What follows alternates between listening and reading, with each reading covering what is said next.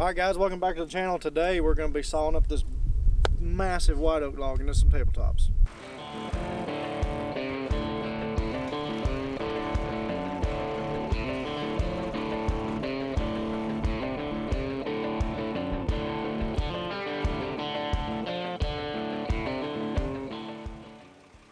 Alright guys, today kitchen countertops are our project. This is a massive white oak log. As you can see, it takes up the whole mill. It's almost to the capacity of the mill. And we're going to be getting some big quarter-sawn slabs out of it today for countertops. These are actually going to be my countertops. And I've got two 13-foot lengths, a 7-foot, and then two more 7-foots for an island. So that'll be a really cool project to put together. We're going to break this down today, get it ready to go to the kiln so they can dry it, heat treat it. I'm sure it's got some bugs in it. It's been laying around for a while. And I'm just hoping there's some really beautiful grain across this log here. You can see how it's kind of oblong shaped. And when a log's like that and you quarter saw it, you always want to quarter saw across the wide face if you can. And that just opens up lots of, you'll get more quarter sawn fleck rays out of there than you would cutting it any other way. So we're not going to true quarter saw this, but we are going to slab it, and we're going to pick the quarter sawn slabs for our countertops. And then the outside slabs, we'll stack those up too, get them kiln dried, and use them for some other things. So let's get this bad boy cut down.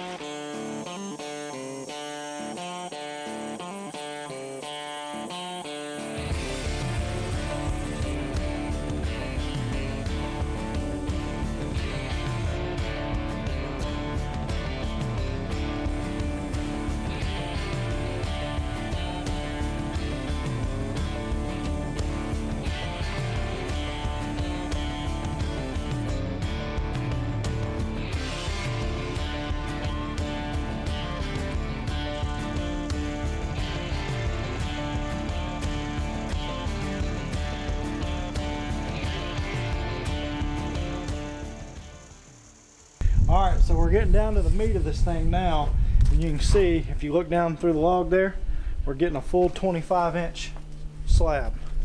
And so that's what we're shooting for with our countertops. We can fudge it a little bit, but we're looking for a full 25 inches.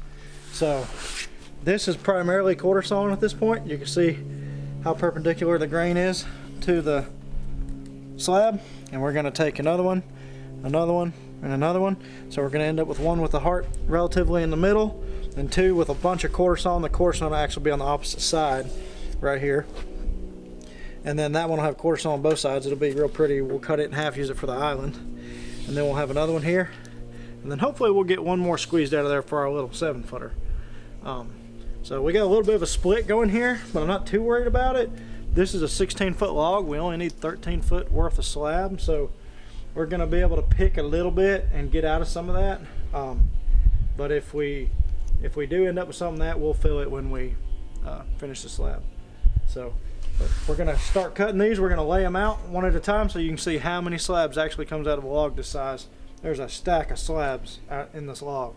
So once we all get them laid out where we can see them real good, we'll put some water on them. We'll clean them up so we can see the grain, and then we'll pick the ones we want for our project. And we'll cut the other ones up into different lengths and store them for future projects. So let's go ahead and get this thing broke down the rest of the way.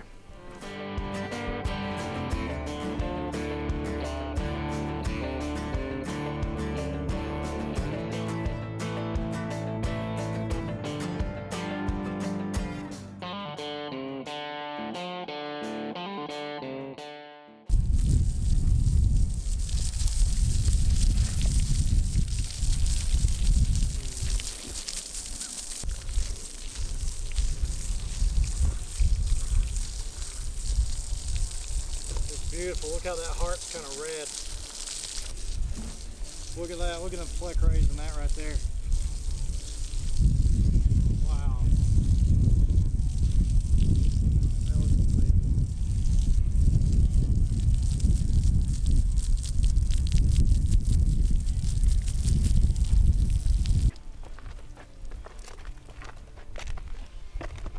Alright, so we got them all broken down into slabs. We cut them all 2 3/4.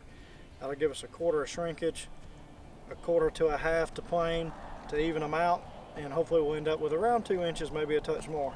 Well, let's look at what we got out of here. Now, this is all one log, and this doesn't even count a couple pieces that were just a little smaller we threw off. That's 1, 2, 3, 4, 5, 6, 7 pretty good slabs. 4 of them are the width we need. So what we're going to do now that we've got a little water on them where we can see the grain, and we're going to go through and we're going to pick and choose what we want for each one, and we're going to cut them down to length, end seal them, and get them packed up and ready to go to the kiln so they can be dried and heat treated in case there's any bugs in there. I've already seen some holes. I'm sure there's some powder post beetles in these. You can tell now this is, we're calling this white oak.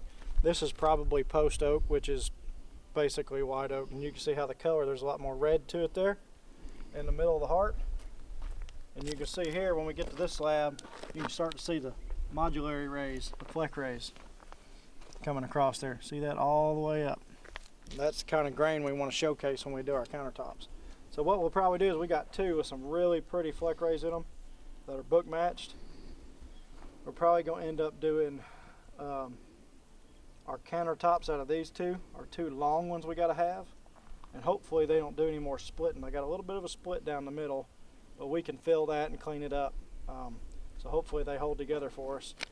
Between this one and this one, we're going to probably do our island and our other little short countertop, and the rest of these are going to end up probably in the laundry room for a laundry room countertop. So we're going to get all these cut to length and stacked up, and then we're going to send them off to the kiln and see what we get back. I appreciate y'all watching this video. I hope y'all liked it. If you do, please like and subscribe. If you want to see more big slab videos, you know, we run a mill here. We cut a lot of lumber, but we don't always get to do these big slabs, so when we do, we like to film it. But we see a lot of big logs go by that we wish we'd have slabbed up. So if you like these videos, let us know. We'll do some more.